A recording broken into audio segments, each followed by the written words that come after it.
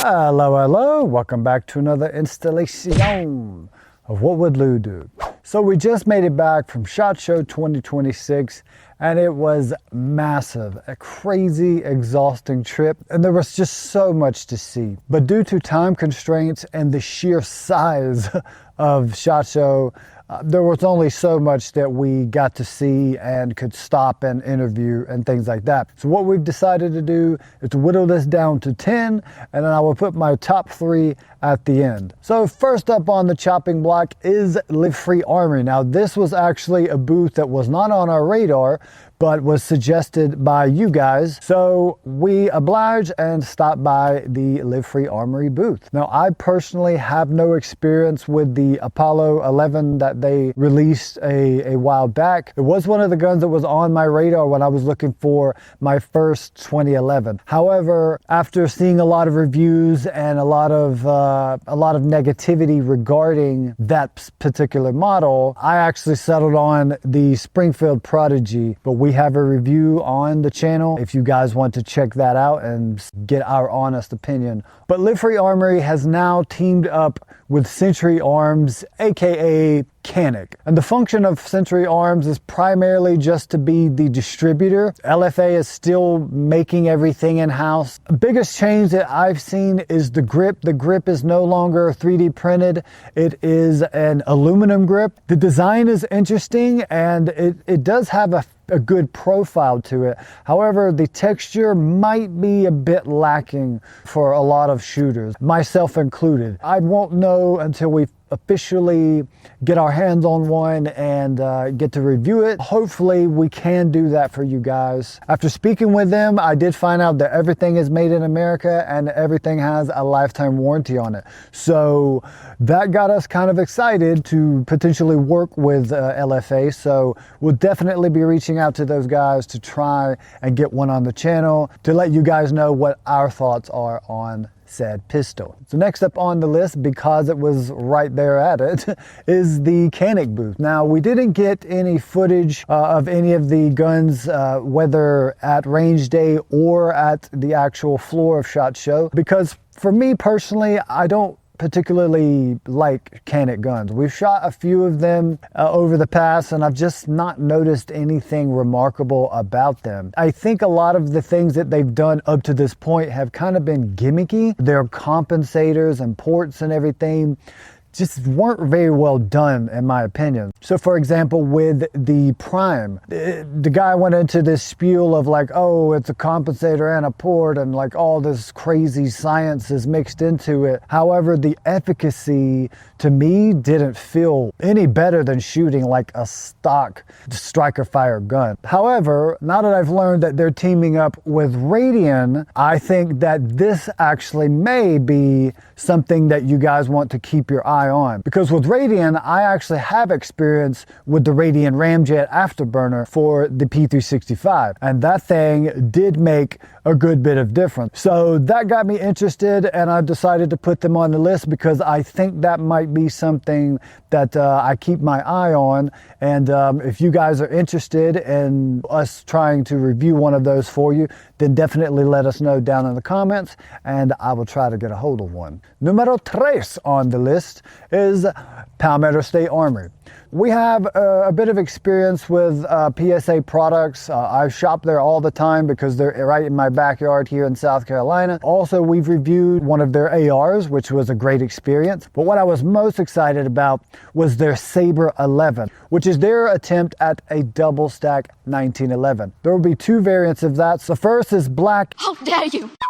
And it comes sporting an MJD Solutions grip. Those grips are fantastic. So good on PSA for going with MJD Solutions on the grips. It felt pretty smooth. The trigger is, decent. The rep that I spoke with, he assured me that there are no MIM parts and everything's made in-house. And then another variant they're gonna have is an FDE type of version. And that one is going to have an aluminum grip.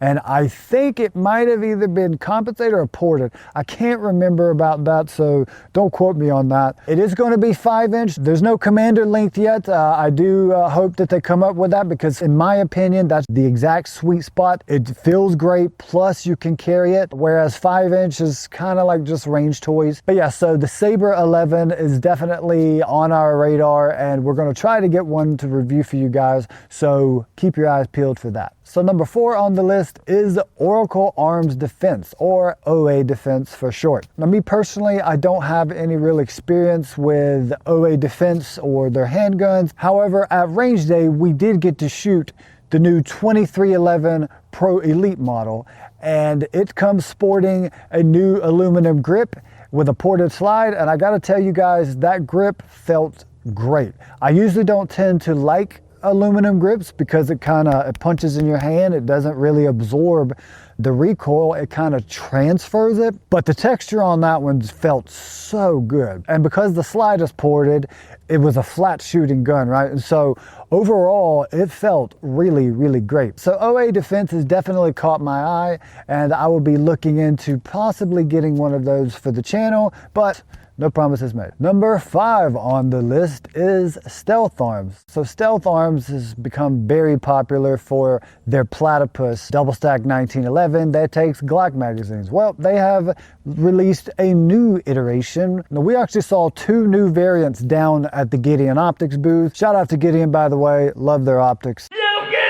But both of these variants were compensated. One had a style that was more like a trunk port, and then another one had 3 holes in it. So I would be interested in seeing how that feels. They also have put the prickle grip up top where you do your press checks, and that worked very well. Other than that, it pretty much looks a lot like the original Platypus. So I'm not sure that there's like loads different to it, and it still is 2 pieces. The slide and then the grip and frame are all integrated together, so there's really no like swapping out a grip if you order yours and you didn't like it. I would like to see how it compares to something like the XP Pro that also takes Glock magazines. These you can pick up right away. These Stealth Arms Platypus, you've got to go in there, customize it. Everything is made to order, and usually it's anywhere from 4 to 6 months to wait and get one of those. So if we're able to get a hold of one, you would definitely see it on the channel. So make sure you subscribe so you don't miss it. Number 6 on the list, which is quite fitting because I literally just held up one of their guns, is Fusion Firearms. Obviously, I have experience with Fusion Firearms because I have reviewed or am in the process of getting that video out to you guys.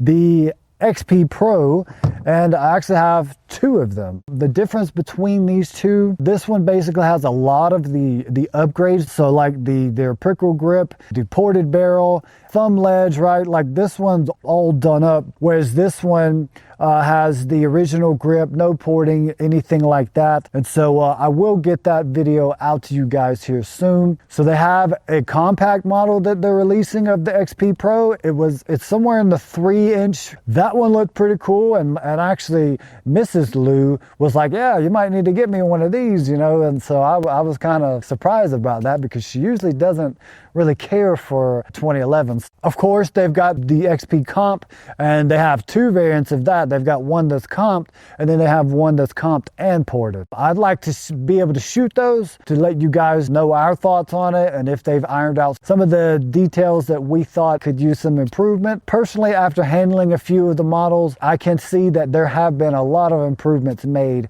which is great to see that they listen to the community, to the content creators, so on and so forth. They're also getting into suppressors, which I thought was pretty interesting. And that's another thing I really like about Fusion, man, is like they're not afraid to like get their hand in something or to try something and take a risk, right? Because you know what the old saying is, no risk, no reward. And I'm glad to see that Fusion is working with so many local companies, and they're kind of coming together and making this powerhouse, you know? So definitely keep your eye on Fusion Firearms and keep your eye out for our review of the XP Pro. Number 7 on the list is Sig. Now, if you guys have been subscribed to the channel for any amount of time, you know that I love the P365 series. Up until the Fuse anyway, that's kind of where I lost interest. But you see here, this is my X Macro. This is what I have been carrying for quite a while now.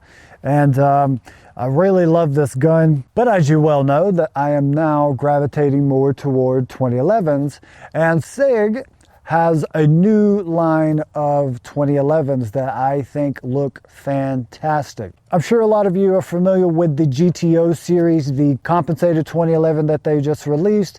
There's a lot of new variants of that coming out as well. But what I was more so excited about was the Commander length, and that's the P211 G4. They have a G4 and then they have G5. So the 4 is the 4 1/4, 5 is basically your 5-inch. I definitely am interested in that Commander size. It's not ported or comped or anything like that. It's basically a straightforward 2011. Yes, that is still okay to make. But when I saw that they were doing a Commander size, I was like, oh yes, that is the perfect length. And I love their Coyote tan. And so I'm definitely going to be trying to pick one of those up if I can. I know that the prices on Sig guns usually tend to be a bit steep, but me personally, I've had nothing but good experiences with the P365 series. No problems with them whatsoever. So I have faith that their P211 G4 series is going to be just as good. So before we get to the top 3, I want to take a moment to give an honorable mention, which is Olight/Osight. I'm actually in the process of editing a video for the new PLX. This has been a fantastic light. We have a lot of experience with Olight. You can see right there is the PL3S.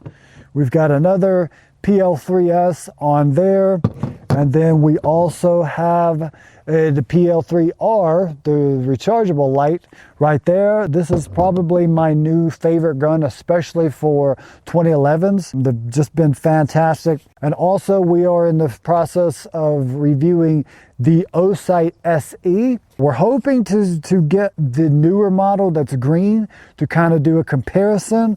But a lot of good stuff from Osight and Olight. They're definitely one of our favorite companies. Anyway, that's our honorable mention for the video. And now to the top 3. Coming in at number 7 is Kimber.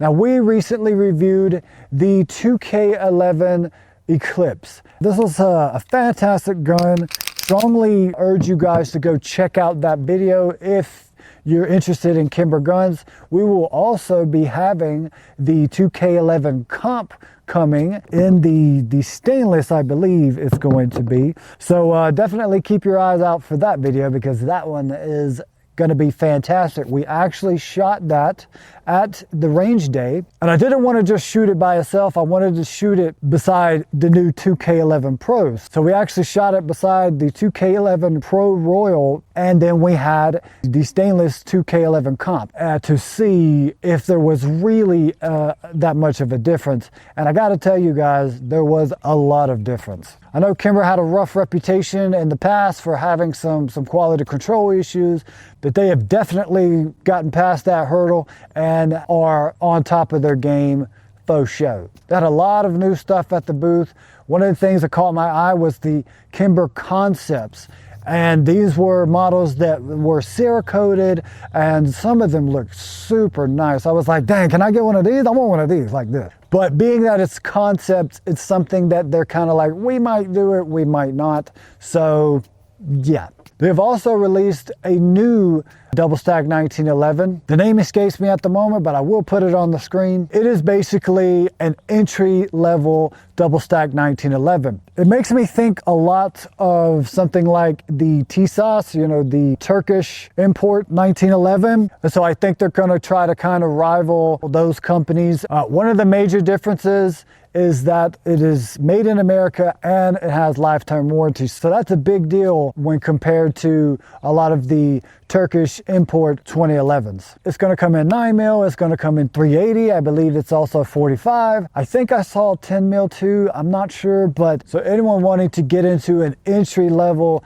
1911, double stack 1911, that's made in America with a lifetime warranty, definitely keep your eye out for the new models coming from Kimber. Number 9 on the list was Bul Armory. Now, this is the first time that I've actually been able to meet the guys at Bul Armory and to see their products right on the table in front of me. I picked up and finger fondled quite a lot of them, and they are doing some really cool, very innovative things. So first and foremost, we looked at their new trigger link system. Now, this is a great idea. What it allows you to do is to change the link, as they call it, basically the shoe part of the trigger, with just a little Allen key and a little screw.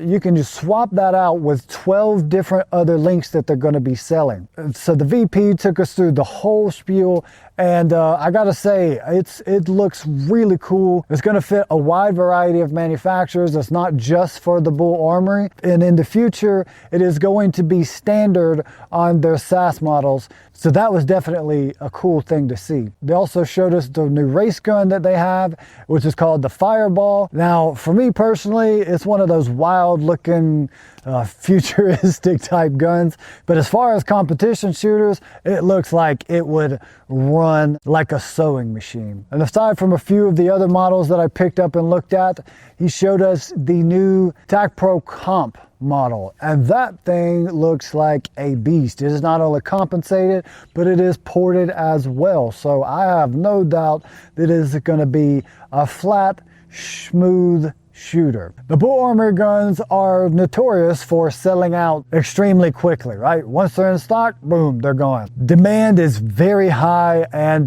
they have a very good reputation. I personally only have shot one, and that was maybe a magazine. And so I want to see more. I want to experience more. I will be in talks with them to see if maybe we can get something for the channel. Definitely keep your eye on Bul Armory. They're definitely on our radar. It wasn't that they weren't before, but it's a bit different when you get to see it in person and talk to the people and see the innovation, the passion, right? The drive and determination of the people behind the product. It definitely puts things into perspective for you. So good job, Bul Armory. Coming in at number 10, and my absolute favorite stop at SHOT Show 2026 is Jacob Gray Firearms. Now, a while back, I put out a video on the Jacob Gray Hex here. This has been a fantastic firearm. It's so smooth. It has this beautiful rose gold barrel in there. Does not have any issues with it at all. It's smooth. It has a great trigger. The grip, I really love the grip. I usually don't like aluminum grips. They just don't feel good to me.